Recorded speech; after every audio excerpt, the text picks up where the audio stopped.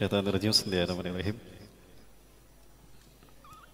Alhamdulillahilladzi hadana li hadza wa ma kunna linahtadiya laula an hadana Allah. Laqad ja'at rusulu rabbina bil haqq wa nudu an tilkumul jannatu urithumuha bima kuntum ta'malun. Asyhadu an la ilaha illallah wahdahu la syarika lahu wa asyhadu anna Muhammadan abduhu wa rasuluhu la nabiyya ba'da. Masyaallahu kan wa ma lam yasha' lam yakun la haula wa la quwata illa billah amma ba'd. Qala Allah ta'ala fi kitabihil karim wa biqaulihi yahtadil muhtadun. A'udzu billahi samiil alim minasy syaithanir rajim min hamzihi wa nafthihi wa nafthihi. Ya ayyuhalladzina amanu taqullaha haqqa tuqatih wa la tamutunna illa wa antum muslimun. Wa qala fi ayatil ukhra wa tazawwadu fa inna khairaz zadi taqwa wa takun ya ulil albab. Wa qala idzan fi ayatil ukhra iktaraba linnasi hisabuhum wa hum fi ghaflatin mu'ridun ma ya'tihim min dzikrin muhdatsin min rabbihim illa istama'uhu wa hum yal'abun lahiyatan qulubuhum. Wa qala Rasulullah sallallahu alaihi wasallam wa huwa shadiqul wa'dil amin badiru bil a'mali shalihat fasatakunul fitan ka qita'il lail al muslim yusbihu rajulun mu'minan wa yumsi kafiran wa yumsi mu'minan wa yusbihu kafiran yabi'u dinahu bi'aradi minad dunya al mutamassiku yawma idin bidinihi kal qabidi alal jamri. Al hadis wa kama qala wa qala fi hadisil ukhra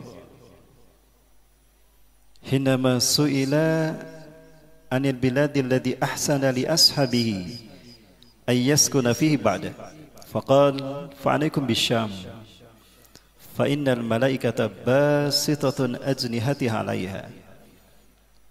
Al hadis wa kama qala sadaqallahul azim wa sadaqa rasul karim wa nahnu dzalika min syahidin.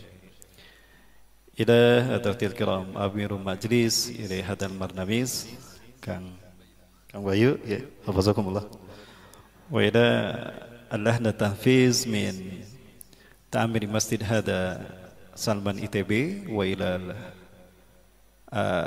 sivitas akademika Salman ITB wa ilal hadirin wal hadirat al muslimin wal muslimat asyabab wal fatayat wa haykum bi tahiyatil islam. Assalamualaikum warahmatullahi wabarakatuh. Puja-puji dan syukur kita aturkan kehadirat Allah Subhanahu wa taala. Zat kausa prima bagi semua yang ada di alam semesta ini. Dialah zat Allah Subhanahu wa taala yang tidak sekutu baginya. Tidak ada sekutu baginya satupun. Dialah Allah Al-Aziz yang maha kuasa dan maha berhak untuk menata peradaban manusia. Allah lah yang berhak menata peradaban manusia. Dialah yang berhak menentukan siapa yang berkuasa dan siapa yang dikuasai. Dia pula Allah Subhanahu wa taala yang telah menciptakan waktu bagi kita sebagai ajal bagi apapun yang ada selain dirinya. Bagi Allah sangatlah mudah untuk mewujudkan apa yang menjadi kehendaknya. Cukup mengatakan kun, jadi fayakun, maka jadilah dia. Salawat dan salam semoga dilimpahkan pada uswah dan kedua kita Rasulullah Muhammad sallallahu alaihi wasallam. Nabi dan Rasul yang diutus ke tengah-tengah kita untuk menyempurnakan risalah para nabi dan rasul.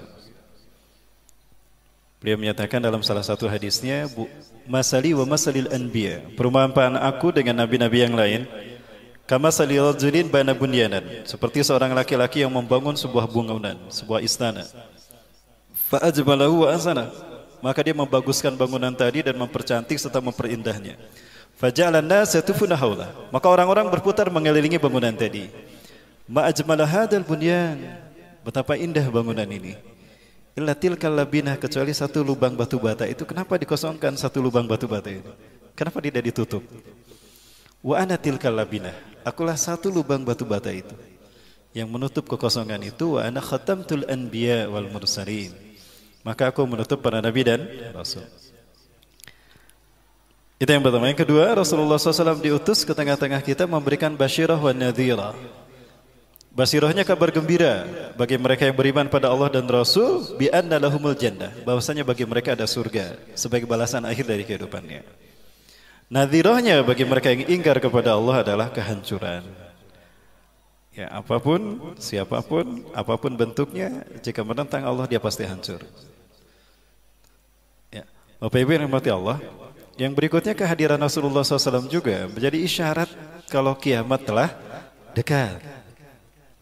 Beliau menyatakan dalam salah satu hadisnya, "Bu'itsu ana wasa'ah kahatain." Jarak diutusnya aku dengan kiamat seperti telunjuk dan jari tengah. Ini Rasulullah mengibaratkan begini, ini 14 abad yang lalu, 1400 tahun yang lalu. Antara beliau dengan kiamat seperti ini. Hari ini kita mau berkata apa? Antara kita dengan kiamat, kalau saya melipat jari tengah saya, penuh sekalian. Kalau jari tengah dilipat berarti tinggal apa Bapak Ibu? Tinggal telunjuk. Kalau sudah telunjuk artinya waspadalah kiamat telah dekat. Barangkali kitalah generasi di mana tanda-tanda besar kiamat akan datang. Ya, banyak tanda-tanda Rasulullah sampaikan yang menunjukkan kiamat telah dekat. Bahkan ketika tanda-tanda itu saya kaji, justru bukan telah dekat dengan kiamat, kita berada di pintu gerbang kiamat. Jadi tidak lagi bicara dekat atau jauh, tapi kita bicara di pintu gerbang kiamat. Di dalam dua kitab yang Bapak Ibu bisa mendapatinya, ya, alhamdulillah di kota Bandung ini ada. Salah satu kitab ini saya cari ke sumber di mana ulama ini dilahirkan. Saya cari di Madinah, saya cari di Mekah, nggak ketemu. Bahkan saya sebut namanya pun orang-orang merinding. Ternyata beliau ini ulama yang ditakuti oleh penguasa negeri Arab, Dr. Muhammad bin Abdurrahman Al-Arifi. Saya cari kitabnya di Madinah tidak ada, di Mekah tidak ada. Ternyata di blacklist, beliau nggak boleh ceramah dan nggak boleh beredar bukunya. Ada di Buah Batu sama di Astana Anyar. Berarti luar biasa nih Bandung ini. Jadi nggak usah susah mencari buku-buku. Baik. Nah di dalam buku itu, kitab itu, Nihayatul Alam, Misteri Akhir Dunia.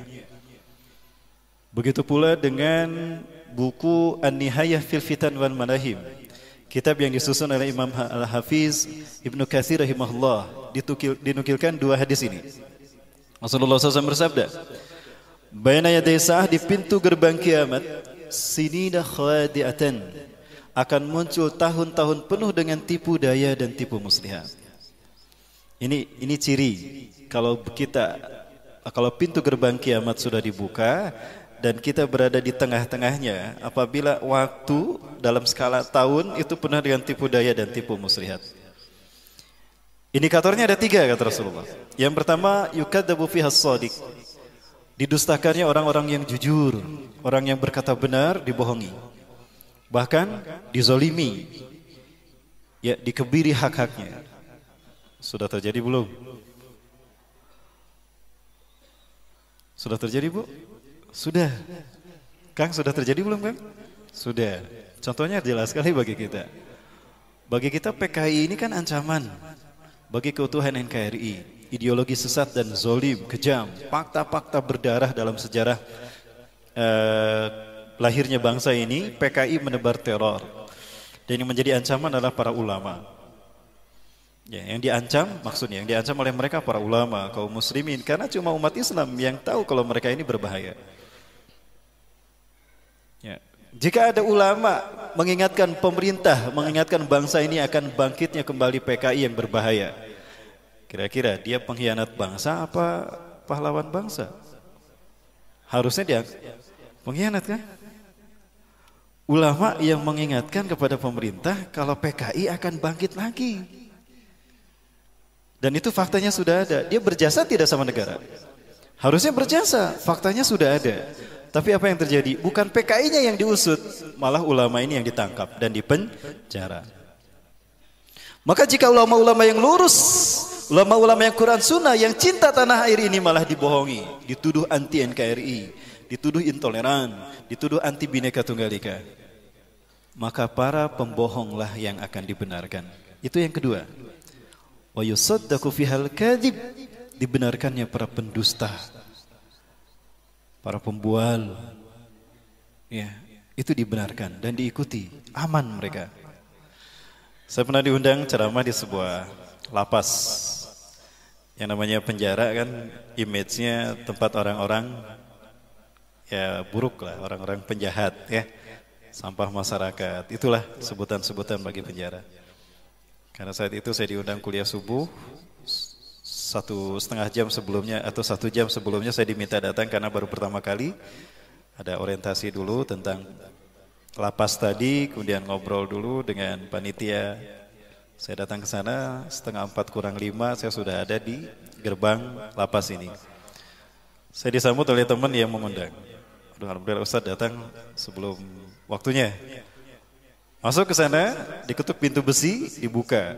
Maka yang menyambut kami sipir. Ya kelihatan lah sipir gimana. Ketua lapas, tinggi besar seram. Waalaikumsalam Pak Ustadz. Waalaikumsalam Pak. Ya, dibuka lagi, ada lagi yang nyambut. Yang nyambut ini luar biasa, pakai peci, ada tanda hitam di jidatnya, jenggotnya panjang, wajahnya bersahaya. Duh, alhamdulillah ketemu orang soleh. Pak Ustadz mau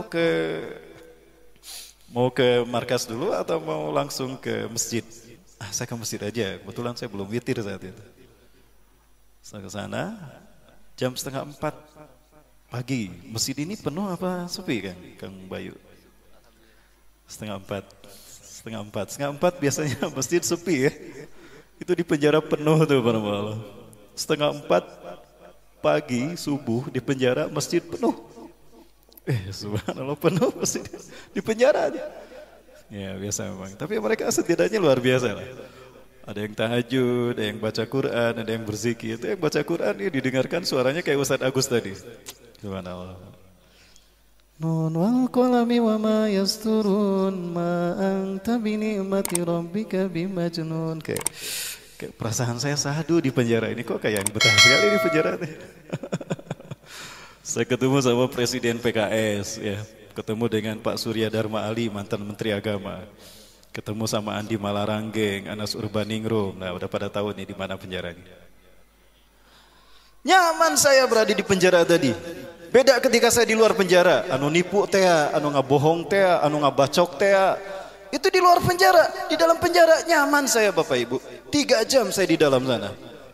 Allahu Akbar. Inilah dunia terbalik. Penjara penuh dengan orang-orang yang soleh. Sementara di luar penjara penuh dengan para penipu, pembual, pengkhianat, penzolim dan sebagainya. Dunia sudah terbalik. Ini 2 tanda tadi. Kalau kita berada di pintu gerbang kiamat. Yang ketiga, wa yu'tamanu fil khain. Para pengkhianat, para pendusta diangkat menjadi penguasa, pemimpin satu bangsa. Sudah terjadi belum? Jujur saja, sudah terjadi belum? Sudah. 3-tiganya sudah terjadi. Orang jujur didustakan, para pendusta diangkat, dipercaya, para pengkhianat diangkat menjadi pemimpin satu bangsa. Itu indikator kalau kita berada di pintu gerbang kiamat, bukan dekat lagi dengan kiamat. Ya, maka dari itu saya anjurkan pada teman-teman yang belum menikah, segera prioritaskan menikah. Bisa nggak keburu. Kalau sudah rame Dajjal datang, nggak bisa walimahan tuh. Mau kapan nikah, Kang? Kang Bayu udah nikah belum? Wah, harus buru-buru Kang Bayu. Mudah-mudahan esok lusa ya. Amin. Baik, para sekalian. Nah, itu skalanya tahun. Skalanya tahun. Sekarang Rasul bicaranya skalanya hari. Kalimat awalnya sama. Baina yaday sa'ah, di pintu gerbang kiamat la ayamun, akan muncul hari demi hari yang buruk. Ciri-cirinya apa? 3 juga kata Rasulullah. Yurfa'u fiha al-ilmu, itu yang pertama, diangkatnya ilmu dari muka bumi. Yang kedua, wa yanzilu fiha al-jahlu, banyak turunnya kejahiliahan di mana-mana.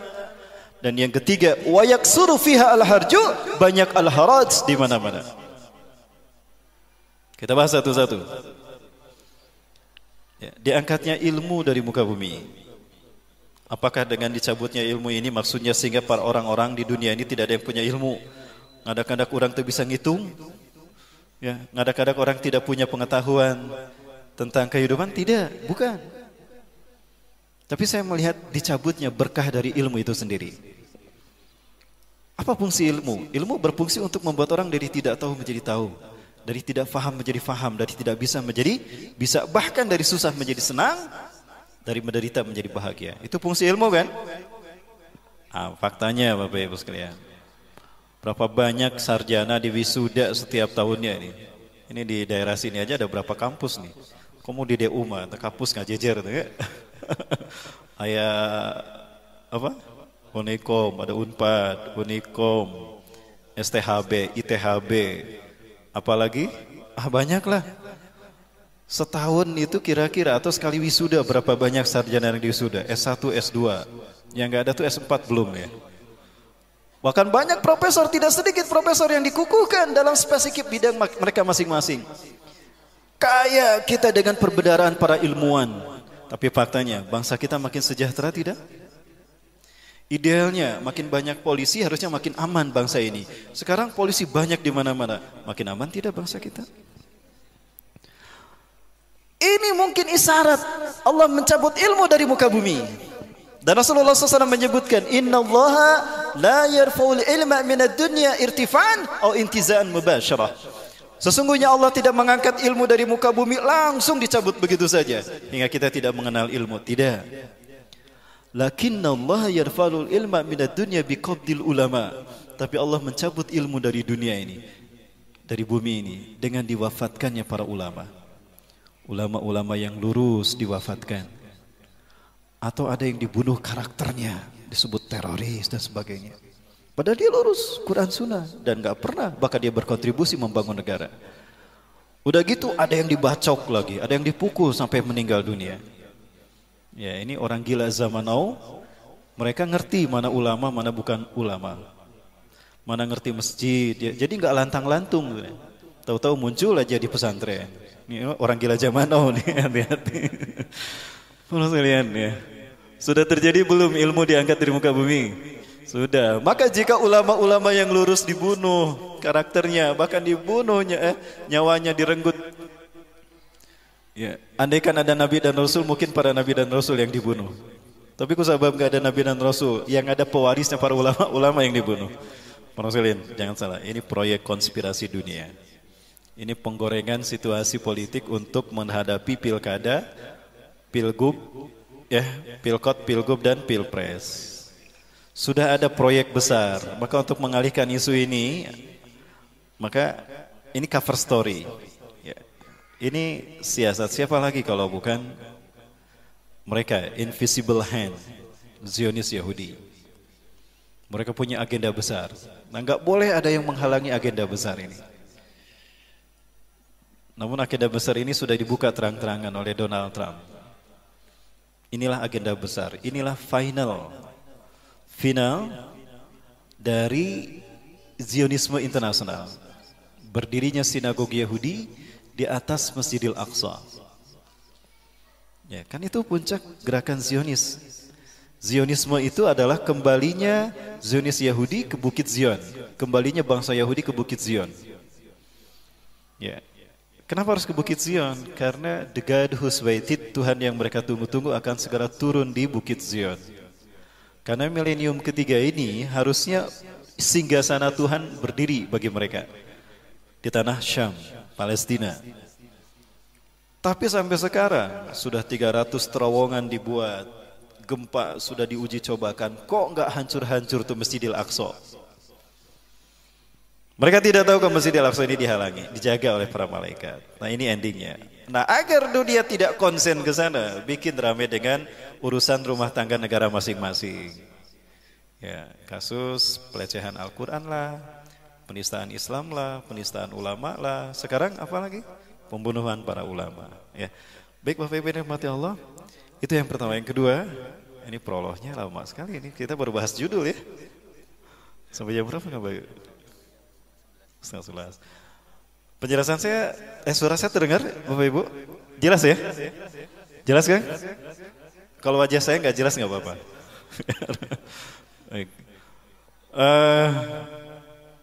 Yang kedua, ketika ulama-ulama yang lurus ditangkap, dibunuh, ya hilang dari muka bumi, maka ulama-ulama yang ada yang kayak gimana? Ulama-ulama yahduna bi ghairi hadi wastanuna bi ghairi sunnati. Nah itu ulama yang muncul. Mereka memberikan petunjuk bukan dengan petunjukku, dan memberikan sunnah bukan dengan sunnahku. Sudah banyak kan ulama model kayak gini, ulama-ulama yang selebritis, Ya, yang ceramahnya itu gimana stasiun TV. Tolong bahas ini. Maka yang hadir ya kayak gitu.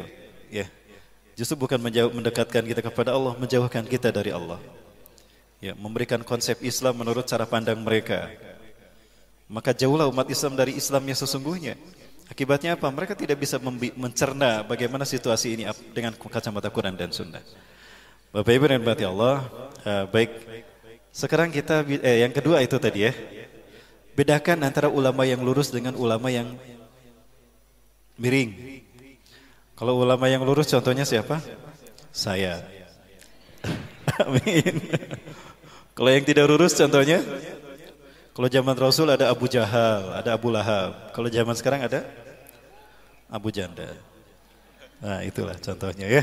Baik, Bapak Ibu sekalian, yang ketiga, wayak suruh fiha al-harju.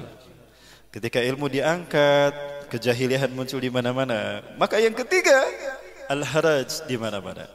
Para sahabat bertanya, "Wa ma huwal harju ya Rasulullah?" Apakah al-haraj itu ya Rasulullah? Al-harju huwa al-qatslu al-qatslu. Al-haraj adalah pembantaian. Negeri Islam mana yang belum dibantai? Suriah?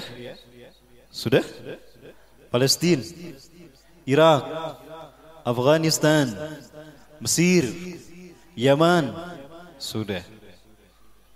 Berarti 3 indikator kita berada di pintu gerbang kiamat sudah terjadi, dan itu dalam skala hari.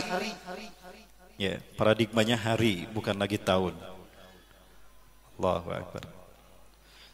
Indonesia sudah belum? Lagi digodok. 2018-2019 ini bisa jadi tahun-tahun yang tersulit bagi kita, Bapak Ibu. Baik, Bapak Ibu dirahmati Allah, ada satu penjelasan menarik. Satu hari Rasulullah SAW ketika berada bersama para sahabat, ya, Umar bin Khattab ada di tengah-tengah para sahabat. Itala alaina rajulun. Tiba-tiba datang seorang laki-laki, kata Rasulullah. Syadidu bayadi thiyab. Putih mengkilau, putih cemerlang. Kalau putih cemerlang apa mengkilau? Cemerlang ya. Putih cemerlang bajunya. Wa syadidu sawadi sya'r. Hitam mengkilau rambutnya.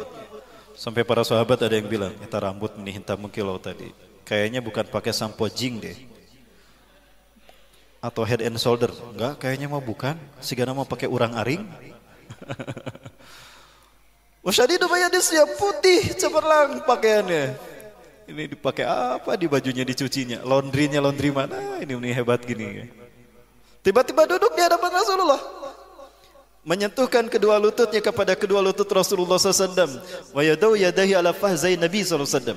Beliau meletakkan kedua telapak tangannya di atas paha Rasulullah SAW. Wa huwa yaqul, kemudian dia berkata, "Ya Rasulullah, akhbirni anil iman." Wahai Rasulullah, ceritakan padaku apa itu iman. Dijawab dengan rukun iman oleh Rasulullah. Antumina billah wa bi malaikatihi wa bi kutubihi wa bi rusulihi wa bil yaumil akhiri wa bi qadrihi khairi wa syarri. Dijawab rukun iman yang 6. Sodakta, benarlah engkau. Wis, Umar kaget. Itu engkau nanya tapi nggak bener kan? Tes ya maka Rasulullah. Nanya lagi tentang Islam, beritakan kepadaku apa itu Islam. Diceritakan juga sama. Anta syahada la ilaha illallah wa anna Muhammadar Rasulullah wa tuqimu sholata wa tasuma Ramadan wa tutiyaz zakata wa tahujjal bait man istata'ta ilaihi sabila. Idza istata'ta ilaihi sabila.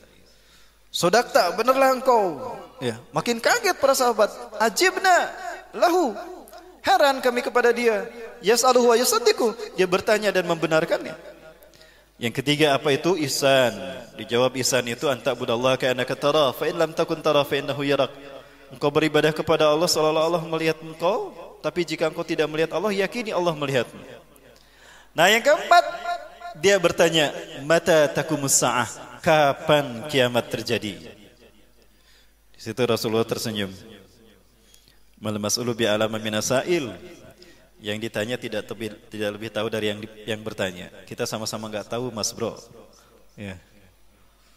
Akhbirni an asratiha, beritahukan kepadaku tanda-tandanya. Rasulullah SAW menyebut tanda-tandanya. Karena beliau berada di Mekah, maka tanda-tanda yang ada di Mekah yang beliau ceritakan. Apa yang beliau sampaikan? Tar'a an talidal ammatu rabbataha. Sebentar kan, nanti saya perlihatkan. Kita extend aja, duplikat ya. Oke, sip. Kok saya yang ada di situ? Saya kira ini.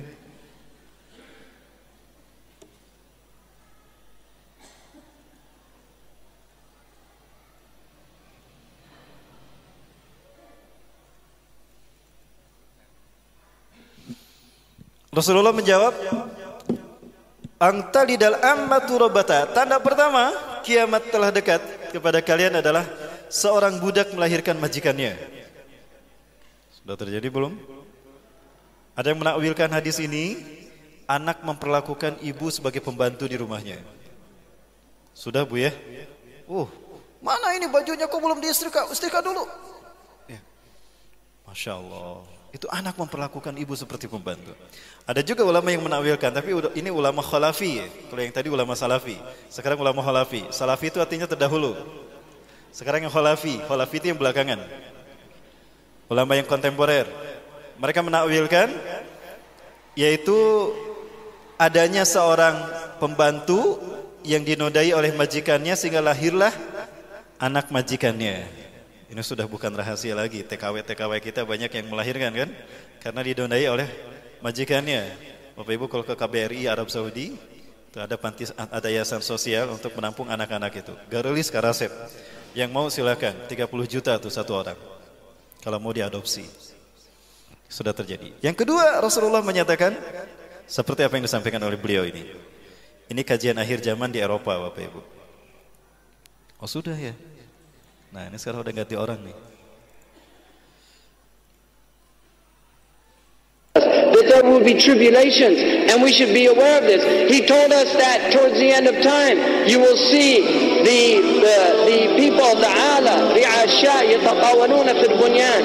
He said there will be poor people who were the desert people, and they were poor, and they were taking care of goats and animals, and then they'll begin to build huge buildings. These are signs before your very eyes. We're seeing signs of our Prophet ﷺ. He told us that you will see the buildings of Mecca reach the mountaintops. The buildings of Mecca will reach the mountaintops. And this is happening in our lifetime. When I first went to Mecca, there were no buildings even close to the tops of the mountains of Mecca. And now it's filled with buildings that are beginning to reach the mountaintops. I was on one of the tallest mountains in Mecca, and you can see the clock tower now surpasses the mountains. The Prophet ﷺ said in a hadith, he said, إِذَا رَأَيْتُمْ مَكَّةَ بُعِجَتْ كَظَائِمًا. If you see Mecca, if you see its mountains with holes pierced through them, this is what it means. بُعِجَتْ كَظَائِمًا وَيَتَسَاوَى بُنْيَانُهَا رُؤُوسَ جِبَالِهَا. And you see the buildings reach or in a riwayah ta'lu, they will actually surpass the mountaintops. And then he said, فَقَدْ أَظَلَّتَ السَّاعَةُ. It means that the sa'a has cast its shadow. Imam As-Suyuti says in this, هي عبارة عن دنو الساعة. It means that the hour is near, it's coming close. But if you took that literally, and in hadith tradition, in usuli tradition, asur al-kalam al-haqiqa, that if the Prophet says something, you should always interpret it literally, unless there's a reason to go to a metaphorical interpretation. Now we have the clock tower casting a shadow over the Kaaba. So the clock tower, what do they call it in Saudi Arabia? As-sa'a. لَقَدْ أَوَّدَتَ السَّاعَةُ. You could take it literally. The clock has cast its shadow over the Kaaba. Ya, apa yang disampaikan Rasulullah berikutnya? Kalian akan melihat para pengembala kambing. Tara ra'i'al ghanam al-masakin. Kalian akan menyaksikan para pengembala kambing yang miskin. Hufatan, mereka telanjang kaki tanpa alas kaki. Uratan, telanjang dada, cuma setengah pakaiannya, tidak sampai menutupi dada mereka. Yaskununa fi makanin murtafi. Mereka akan tinggal di gedung-gedung bertingkat. Mereka akan jadi kaya raya dan akan tinggal di gedung-gedung bertingkat. Bahkan yatatawaluna fil bunyan, mereka berlomba-lomba untuk mendirikan bangunan yang tinggi. A'la fawqal jabal, sampai tinggi mengalahkan tingginya gunung. Sekalian, ini tanda kiamat telah dekat ke kita. Ini 14 abad yang lalu. Sekarang kita mau menyaksikan pembuktian apa yang Rasulullah sabdakan tersebut. Ya.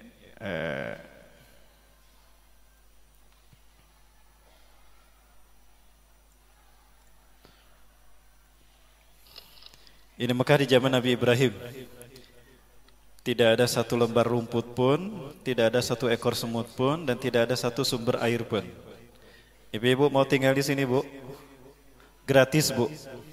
Ini Mekah, Bu. Kang, mau berapa hektar silakan. Mau, Bu?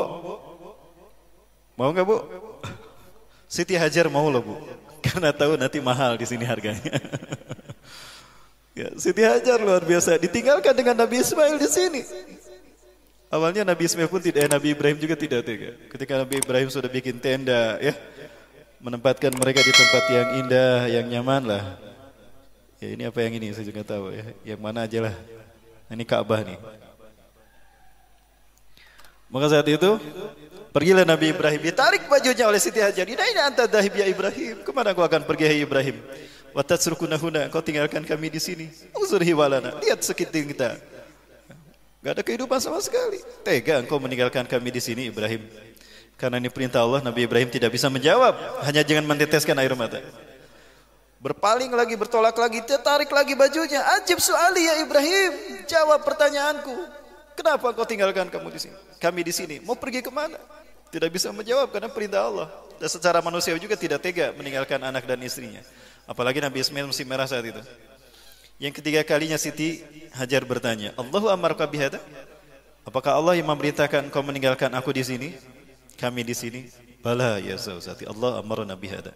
Betul istriku, Allah yang memerintahkan aku meninggalkan kau di sini. Apa jawaban Siti Hajar? Idan la yudai anak, kalau begitu hatiku enggak akan sempit. Idhab ya zawji. Pergilah wahai suamiku, tunaikan perintah Allah. Satajiduna minasyakirin, kau akan mendapati kami termasuk orang yang bersyukur dan bersabar.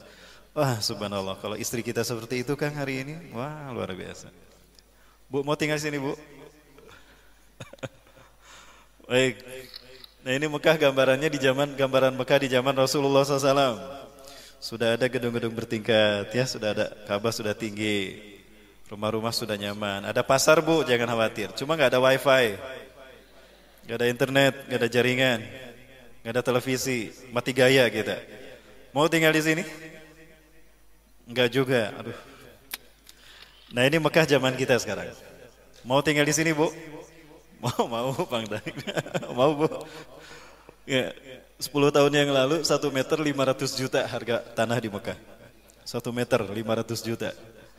Ya, punya uang 1 miliar baru bisa kebeli tanah 2 meter. 1 miliar 2 meter tanah. Bisa bangun rumah 2 meter, kuburan kali. 2 miliar sekarang. Tapi Mekah seperti ini yang tidak disukai Rasulullah. Demi Allah. Bahkan Rasulullah pernah berdoa, Allahumma barik lana fi Syam wa barik lana fi Yamanina. Ya Allah, berkahilah untuk kami Syam kami, dan berkahilah untuk kami Yaman kami.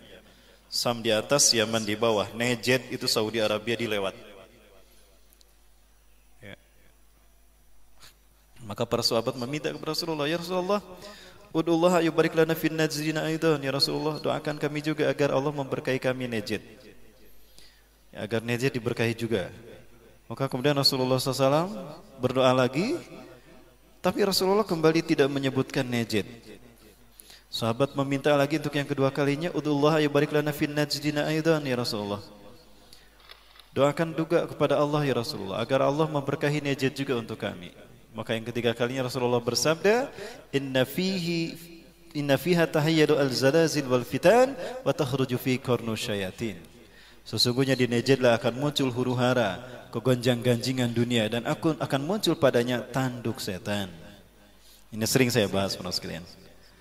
akan muncul tanduk setan di bumi Saudi Arabia. Najd itu nama dari zaman Rasulullah sampai Turki Utsmani 1924. Tahun 1932 Abdul Aziz bin Abdurrahman Al Saud mempersatukan kerajaan-kerajaan Arab. 13 lebih kerajaan Arab dipersatukan, diikat dalam satu kerajaan dengan nama Al-Mamlakah As-Saudi Al-Arabiyah, kerajaan Saudi Arabia. Artinya kerajaan Ibnu Saud, pemilik Jazirah Arab, pemilik negeri Arab. Itu arti Al-Mamlakah As-Saudi Al-Arabiyah. Ya, maka berubah menjadi itu, tidak lagi Najd. Dan di sini ada tanduk setan kata Rasulullah. Tanduk setan yang mana para muslim sekalian? Kalau saya sih melihatnya yang ini. Dan kalau kita nah ini Syam. Syam ada di sini, ini Yaman ada di sini. Ini Najd segitu gedenya nggak didoakan. Padahal ada Mekah dan Madinah. Karena di sinilah akan muncul huru hara petaka dan gonjang-ganjing dunia. Ya. Dan hari ini sudah terjadi Bapak Ibu. Bahkan tanduk setannya pun sudah muncul. Lambang bulan sabit begini di atas Zamzam Tower ini adalah itu tanduk setannya. Dan Rasulullah juga menyebutkan tadi, waqad adalah as-sa'atu al-Ka'bah, dan sungguh bayang-bayang as-sa'ah menutup Ka'bah. Pertama kali saya membaca hadis ini saya enggak paham apa maksudnya, karena saya belum melihat apapun. Tapi setelah berdirinya Zamzam Tower, wah di situ baru saya paham. Allahu Akbar, itu maksud Rasulullah SAW. Mohon maaf, ya masih waktunya panjang. Alhamdulillah. Ada tanya jawab, ada soal.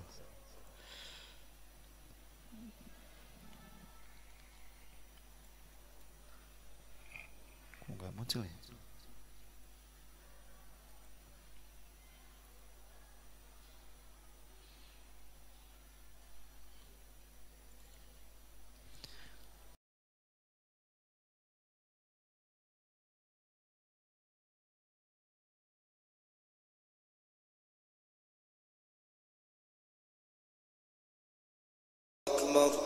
Saya potong, disangkanya nanti azan zuhur ya.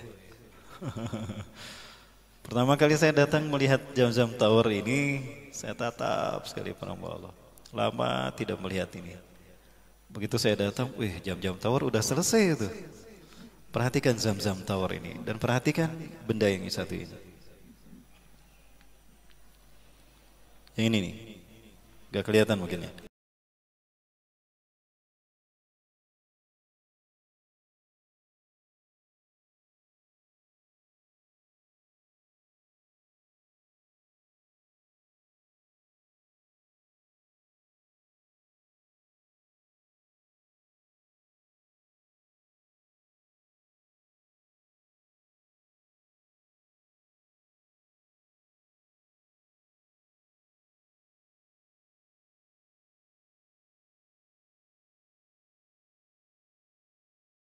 Mekah sekitarnya menyebut ini adalah as-sa'ah.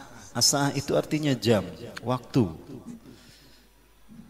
Apa kata Rasulullah tadi? Tanda kiamat akan datang pada kalian apabila bayang-bayang as-sa'ah menutup Ka'bah. Waktu Rasul mengucapkan ini, as-sa'ahnya ada tidak? Tidak ada. Itu yang membuat saya bingung. Sementara saat itu saya memahami as-sa'ah itu adalah kiamat. Tadi dibacakan ayatnya. Bukan ayat Al-Anbiya ya. Iqtarabatis sa'ah, telah dekat as-sa'ah, kiamat kepada manusia. As-sa'ah, bayang-bayang kiamat menutup Ka'bah. Saya nggak paham saat itu. Tapi begitu berdiri ini Zamzam Tower dan ada jamnya, orang Arab menyebutnya as-sa'ah. Oh ini dia. Ya, antara bulan-bulan ini nih, matahari ada pas pada posisi kalau dia menyoroti as-sa'ah, menghalangi lurus antara Ka'bah, Zamzam Tower dan matahari, maka penambah akan melihat. As-sa'ah ini bayangannya menutup Ka'bah. Habis sholat asar saya tidak, ya balik dulu, udah gitu balik lagi ke Masjidil Haram. Saya duduk sampai jam 5 itu. Allahu Akbar, bayang-bayang as-sa'ah betul-betul menutup Ka'bah. Ini hadis Rasulullah SAW. Terjadi Bapak Ibu sekalian. أشهد أن محمد رسول الله Sebentar Bapak Ibu. Gambar yang tadi. Nah, ini As-Sa'ah. As-Sa'ah ini jam tadi dan ini Ka'bah. Ya, orang-orang yang ada di bawah sini melihat matahari ada pas di tengah-tengah bulan tadi. Maka jadilah bulan bintang. Dan itu menyorot As-Sa'ah dan pas As-Sa'ah bayangannya menutup Ka'bah. Kemarin ada yang pulang umroh di film tuh, Ustadz ini bayangan As-Sa'ah menutup Ka'bah, nyaris Ka'bah tidak tersentuh oleh sinar matahari. Merinding Bapak Ibu, kiamat sudah dekat perambal. Allahu Akbar.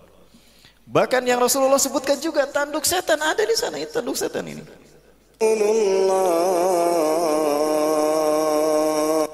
Saat saya di bawah saya melihat matahari ada di sini Bapak Ibu. Matahari kan bintang. Ya bintang. Ini jadi bulan bintang. Apakah bulan bintang simbol Islam? Tidak, bukan. Islam tidak menyembah dewa bulan dan dewa matahari, tidak. Sudah jelas Allah mengatakan pada itu kalau bulan dan matahari adalah tanda kekuasaan Allah. Wa min ayatihi al-lailu wan-naharu wasyamsu wal-qamar. Sebagian dari tanda kekuasaan Allah adalah siang, malam, matahari dan bulan. La tasjudu lisyamsi wala lilqamar. Jangan kamu sujud kepada matahari dan bulan. Wasjudu lillahi alladhi khalaqahun. Tapi sujudlah kepada Allah yang menciptakan malam, siang, bulan dan matahari. In kuntum iyyahu ta'budun. Kalau hanya kepada Allah kalian menyembah. Coba lihat di masjid-masjid sekarang. Dalam teknik arsitektur yang ditemukan oleh Sinan, setiap masjid selalu ada kubah. Kubah adalah bentuk penyaluran energi yang paling efektif untuk penyaluran energi dari satu bangunan. Kenapa kita merasa nyaman, tentram ketika masuk ke dalam masjid?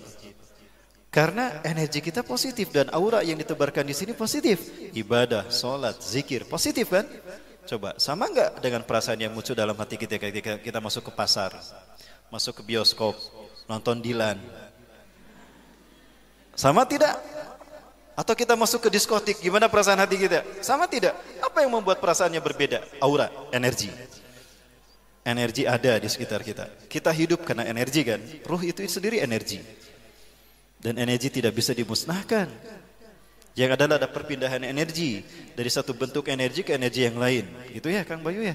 Hukum termodinamika 3 katanya. Balaga Ustaz. Nah, itu yang terjadi. Ya. Baik Bapak Ibu sekalian, dan apalagi nih ya, tanda-tandanya terlalu banyak kok saya sebutkan. Ada yang menarik lagi tanda yang lain yang Rasulullah sebutkan. Ya, kita tinggalkan Mekah walaupun pada dasarnya kita jangan melupakan karena ini tanggung jawab kita para muslim sekalian. Kita punya tanggung jawab untuk membersihkan Mekah dari simbol-simbol ini. Ya, para muslim bisa menyaksikan. Ada simbol Freemasonry di Jeddah Engineering Square. Ya di Jeddah. Sementara bangunan-bangunan bersejarah seperti rumah Rasulullah ketika kecil itu dihancurkan. Alasannya karena bisi dikultuskan jadi syirik. Apa ini bukan simbol kemusyrikan? Satu mata. Ini di Jeddah, di Tugu Pelabuhan Zizan, Arab Saudi Selatan. Ada Tugu Atom dan Tugu Bola. Ya, di Arca Manik juga ada. Bandung Spot. Ada tuh. Menaranya kayak gini nih. Jelas sekali itu. Kalau mau belokan dari Arca Manik yang mau ke jalan penjara tuh Sukamiskin, golf ya, pas belokannya lihat tuh. Samping pagar, jelas betul. Siapa yang bangunnya? Nah, ada juga ini Faisaliyah Tower sama dengan Tugu Illuminati kan?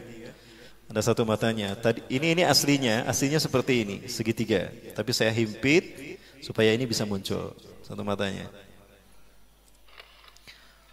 Ini jelas sekali Jeddah ini, monumen Jeddah. Apa ini? Satu mata. Yang matanya satu siapa? Dajjal. Ini kantor pemasaran, kantor pusat bagi organisasi pemasaran Islam di Jeddah untuk seluruh Jeddah Arab Saudi di sini. Bahkan di Madiun sudah ada yang kayak gini nih. Di Madiun, di depan kantor DPRD. Aduh, mengerikan. Dan ini Mekah dari udara. Bapak Ibu sekalian bisa melihat ini Mekah dari udara. Dan ini Vatikan. Hampir sama ya? Ini Mekah, ini Vatikan. Ya. Apakah Mekah ini akan menjadi Las Vegasnya Arab Saudi? Mengerikan Bapak Ibu. Tugas siapa ini yang harus? Tugas kita umat Islam. Bahkan Indonesia yang salah. Baik Bapak Ibu yang dirahmati Allah. Ada hal lain yang tidak boleh kita lupakan. Oh ya, ini pernah saya perlihatkan ini. Ini masjid apa ini? Masjid apa? Al-Irsyad ya. Pernah sholat di sini Bu? Saya menyesal sholat di masjid ini. Kenapa menyesal? Coba Bapak Ibu lihat bagian dalamnya. Ini kalau dari depan seperti ini, bagus ya. Ka'bah ada artistik lafaz la ilaha illallah Muhammad Rasulullah. Bapak Ibu perhatikan, ini bagian depan. Ya, ini arah kiblat. Ini ada bola di atas kolam, ada tulisan lafaz Allah. Dan ini arah datangnya cahaya. Ada sesuatu yang ngeh bagi kita?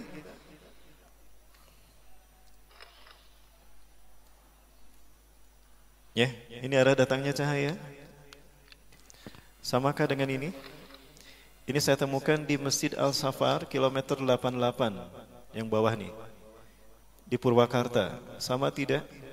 Kalau kita sholat menyembah siapa Bapak Ibu?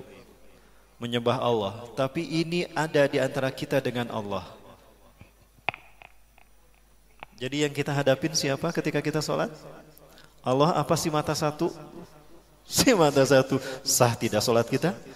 Bukannya menyembah Allah, malah kita menyembah selain Allah. Berhasil apa yang dikatakan oleh Ajazil di dalam Al-Quran.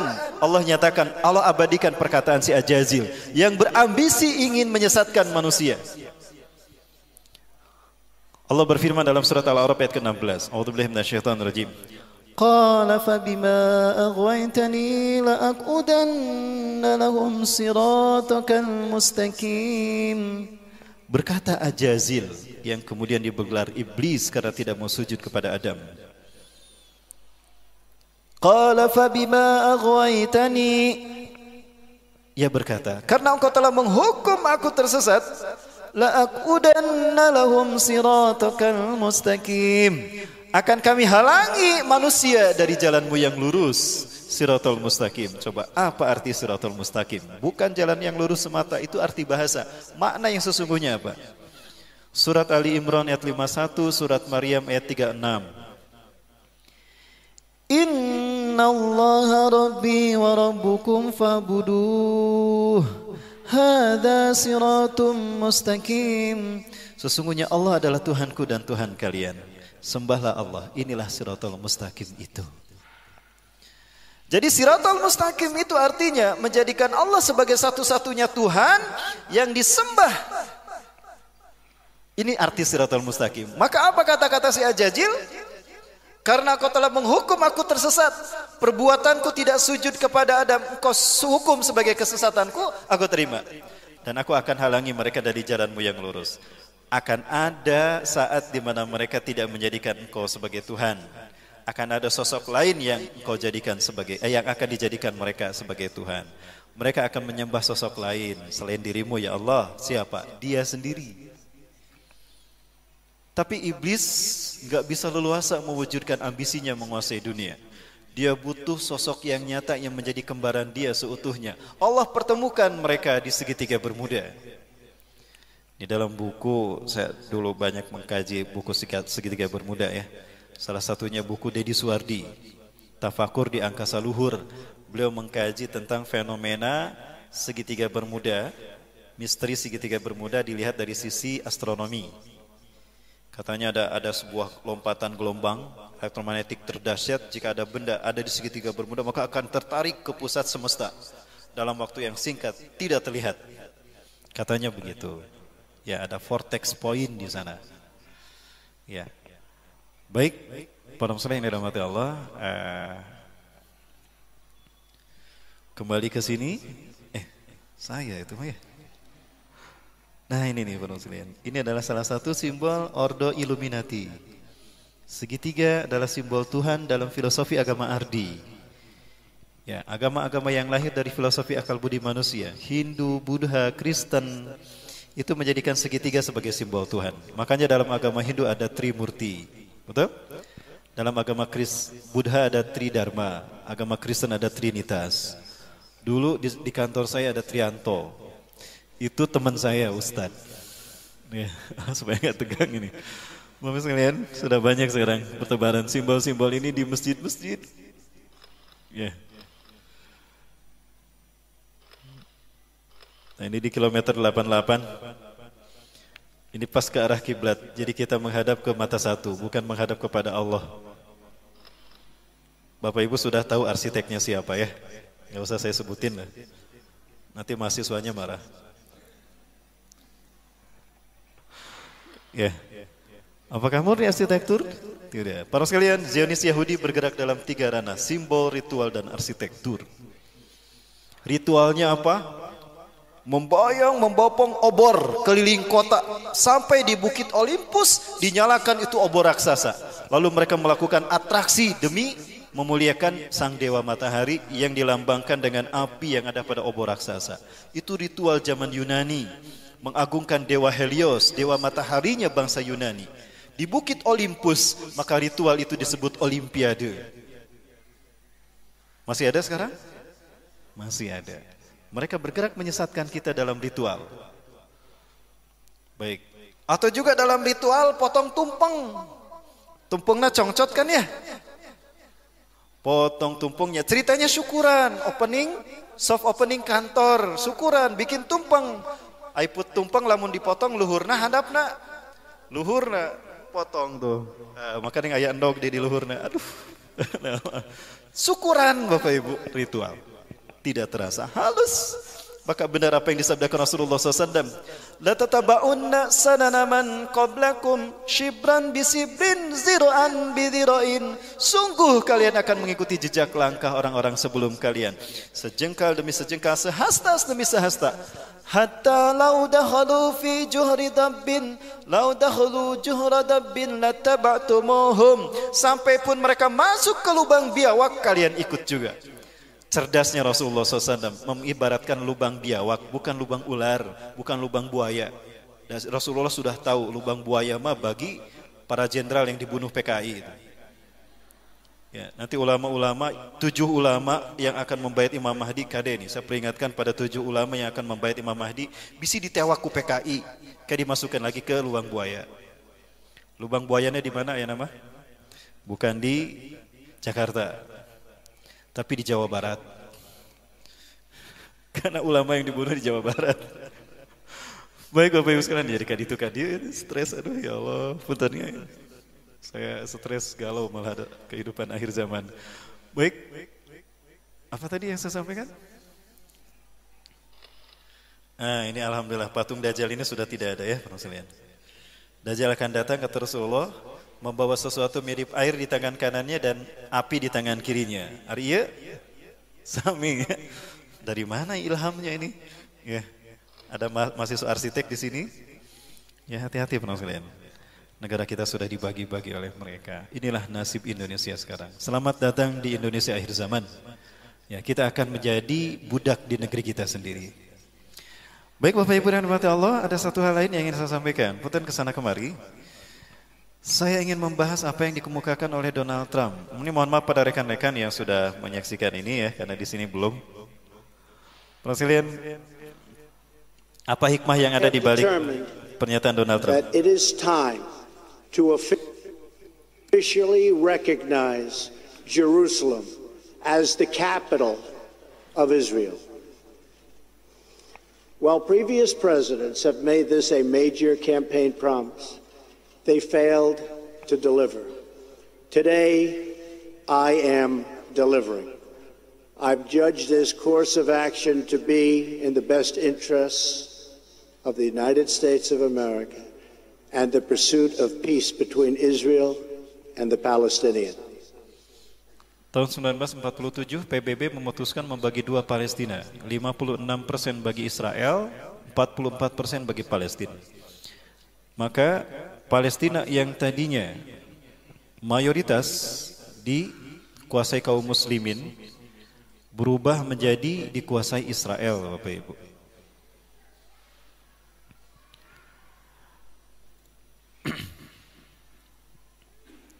Ya.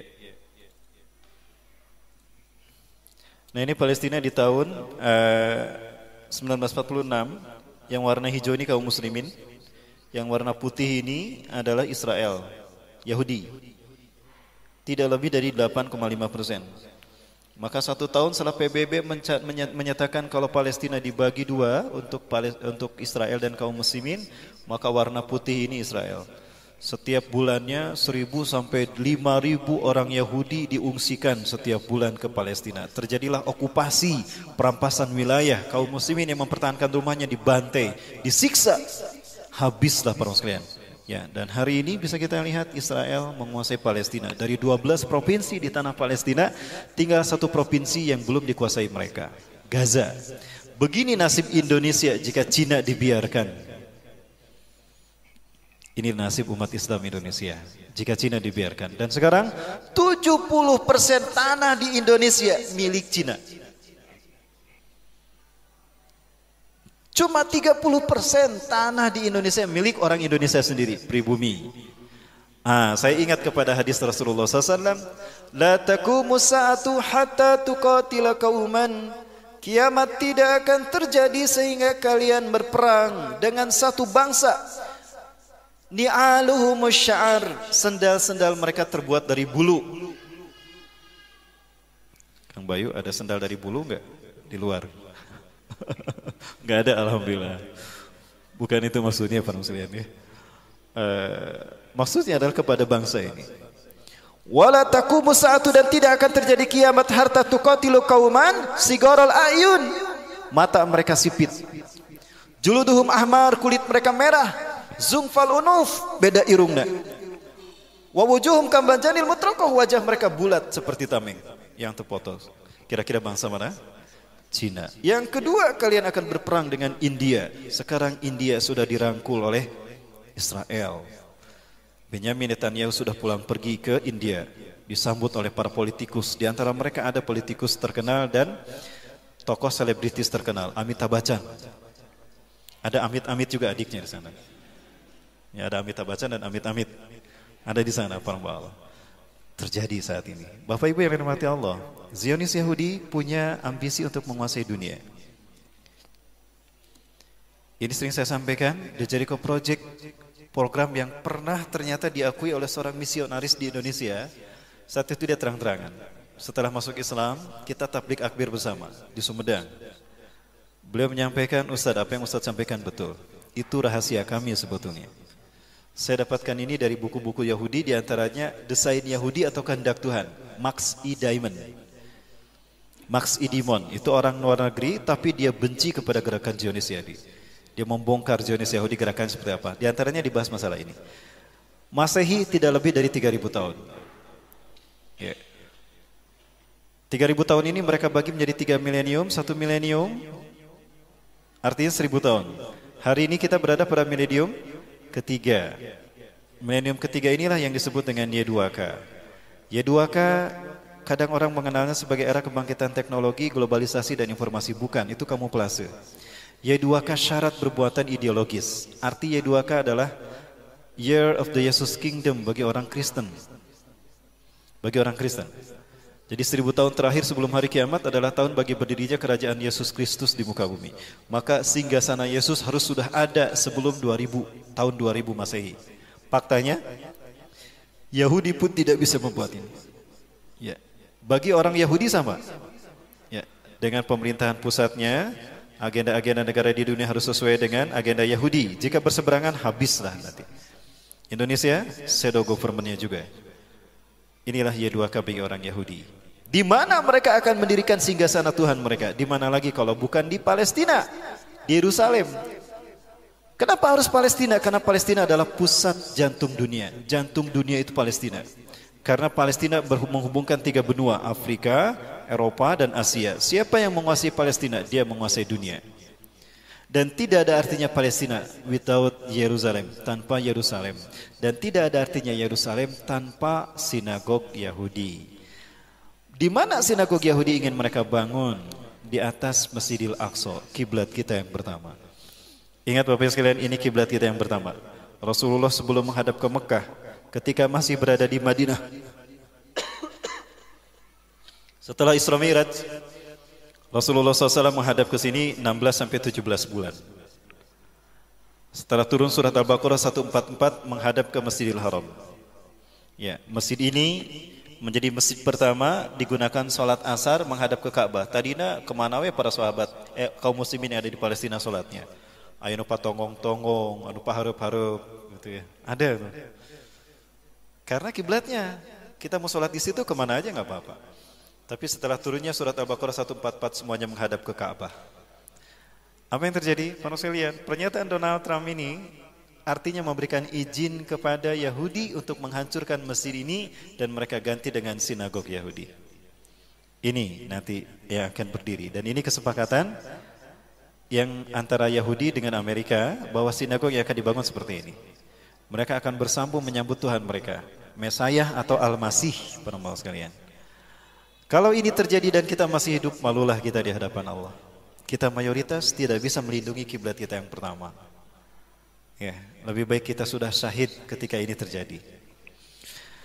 Namun apa yang terjadi para sekalian? Insya Allah mimpi Yahudi ini tidak akan terjadi. Udah jam 10:30 ya, udah habis waktunya. Kalau minta bonus 5 menit boleh? Kita belum bicara waktu Bapak Ibu. Baik, inilah arti dari pernyataan Donald Trump. Hikmah yang bisa kita petik, makna yang dikandung dari tersirat pernyataan Donald Trump tadi. Today I recognize that the Jerusalem is the capital of Israel. Maksudnya memberikan izin kepada Benyamin Netanyahu untuk mewujudkan segera apa yang menjadi cita-citanya. Ya, ini cita-citanya Bapak Ibu.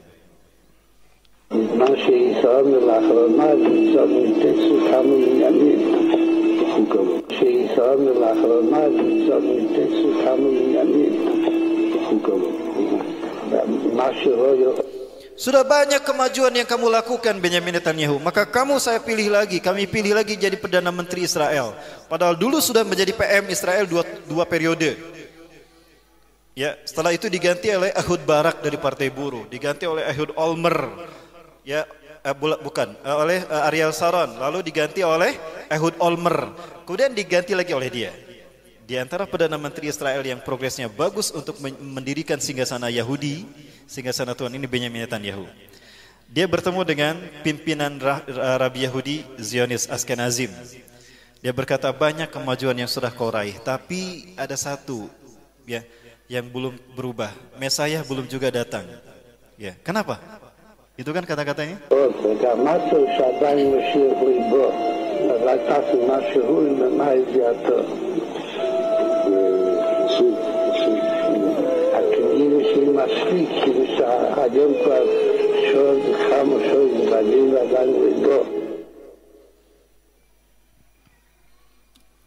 Bapak sekalian, Rasulullah SAW menyebutkan kalau umat Islam akan melalui 5 periode kenabian, khilafah alamin nubuwah, mulkan adhan, mulkan jabariyah, khilafah alamin nubuwah. Yang kelima. Hari ini kita berada di fase yang keempat. Fase yang keempat adalah fase mulkan jabarian. Fase di mana Barat memimpin dunia. Umat Islam memimpin dunia di 3 fase sejak Rasulullah SAW memimpin dunia. Masa nubuwah 23 tahun, masa khilafah alamin nubuwah khulafur rasyidin 30 tahun, dan masa mulkan adhan 1262 tahun. Total umat Islam menguasai dunia 1314 tahun. Sampai berakhirnya Turki Utsmani di 1924. Hari ini kita berada di fase yang keempat, fase mulkan Jabariyah, di mana Barat memimpin dunia. Berapa lama fase ini akan berlangsung? Rasulullah sepertinya membatasi hanya 100 tahun. Kenapa? Karena setelah itu akan muncul fase khilafah ala minhajin nubuwah. Ya, fase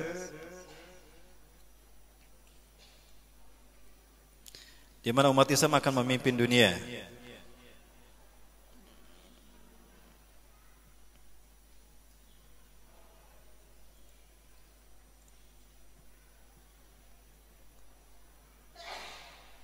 Ya, ini sudah sering saya perlihatkan Bapak sekalian. Ya, kita di fase yang keempat, dan fase keempat ini hanya berlangsung 100 tahun.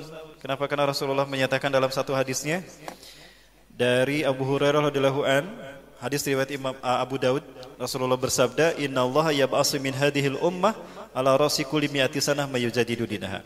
Sesungguhnya Allah akan mengutus dari umatku ini setiap 100 tahun sekali seorang mujadid yang akan membuat Islam bersih dari paham-paham sesat. Islam akan bersih, maka orang akan tahu, umat Islam akan tahu mana Islam yang sesungguhnya yang harus diikuti.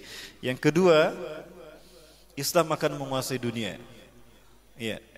Ideologi apapun selain Islam akan hancur bertukuk lutut kepada Islam. Seluruh dunia akan dikuasai kaum muslimin. Itu setiap 1 abad sekali, 100 tahun sekali. Abad kejayaan Islam sebelum kita siapa? Turki Utsmani. Turki Utsmani berakhir di tahun 1924. Berarti 100 tahun kemudian berapa? 2024. Sekarang 2018. Berapa tahun lagi? 6 tahun lagi. Bapak Ibu sekalian, Nabi Adam menurut Sesemi bin Abil Al-Maglus turun ke bumi tahun 5872 perkiraan para ulama. 5872 sebelum Masehi itu turunnya Nabi Adam ke dunia, ke muka bumi. Berarti peradaban manusia itu belum lebih dari 8.000 tahun dari Nabi Adam sampai ke kita. Bayangkan dari 8.000 tahun manusia berada di bumi, tinggal tersisa 6 tahun bagi iblis dan dajjal untuk menyesatkan kita sebanyak-banyaknya. Tinggal 6 tahun lagi tersisa bagi mereka. Karena di periode yang kelima, iblis tidak bisa berbuat apa-apa. Dajjal sudah mati di sini. Karena sudah dibunuh oleh Nabi Isa. Di mana? Di Aleppo mereka bertemu. Dan di Lut, Dajjal dibunuh. Rasulullah SAW menyebutkan, yang yataqarrabu zaman ayang zila fikum ibnu Maryam. Telah dekat, sungguh telah dekat akan turunnya Isa bin Maryam di tengah-tengah kalian. Rasul berbicara ini 14 abad yang lalu. Di mana beliau akan turun? Ingdal manaratil baida, di samping masjid bermenara putih. Masjid bermenara putih itu ada di Damaskus, Aleppo Timur, Damaskus Timur, Aleppo. Masjid Umawi. Inilah alasan terpenting secara ideologis kenapa Suriah dihancurkan. Karena Suriah akan menjadi negeri di mana Islam akan bertahan ketika huru-hara perang dunia Al-Malhamatul Kubra terjadi. Dan Nabi Isa akan memuatkan umat Islam turun di Masjid Umawi.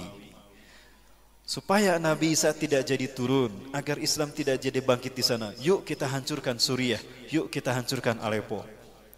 Supaya tidak jadi turun di sana Nabi Isa. Jadi turunnya di mana? Nanti di Ganesa, Jalan Ganesa dia turun. Salman ITB di gedung serbaguna ya, di atas. Allahu Akbar. Jadi mereka yakin dengan hadis Rasulullah. Maka Suriah dihancurkan. Tapi walaupun demikian tetap Suriah akan dikuasai kaum muslimin. Tidak lama lagi Bapak Ibu sekalian, 6 tahun lagi. Dan Rasulullah menyebutkan ciri-ciri ini akan terjadi. 1. Ya. Rasulullah menyatakan akan ada perebutan kekuasaan di tanah Arab. Yaktatilu salasatun 'inda kanzikum, akan berebut kekuasaan, akan berperang 3 orang laki-laki di sisi perbenaran kalian. Ya. Akan ada 3 orang laki-laki berperang di sisi perbenaran kalian. Kulluhum ibnu khalifatin, 3-tiganya anak raja. Khalifah di sini berarti raja, karena khalifah belum ada sebelum kita sampai hari ini. Thumma la yasiru ila wahidin minhum, kekuasaan tidak jatuh kepada salah satu pun dari 3 putra mahkota itu. Thumma tatlu'u ar-rayatus sud, kemudian akan muncul para pembawa panji hitam. Min kibalil masyriq, Rasulullah mengarahkan telunjuknya ke Khurasan, Afghanistan. Fayaktulunakum qatlan lam yaktulhu qaumun, mereka akan memerangi kalian dengan cara yang belum pernah digunakan oleh siapapun di muka bumi. Artinya cara mereka berperang dahsyat luar biasa. La yarudduha syai'un hatta tunsaba bi Iliya, tidak ada kekuatan militer satupun di muka bumi yang mampu mengalahkan, menghentikan mereka sampai mereka menancapkan panji hitam itu di bumi Baitul Maqdis, Masjidil Aqsa.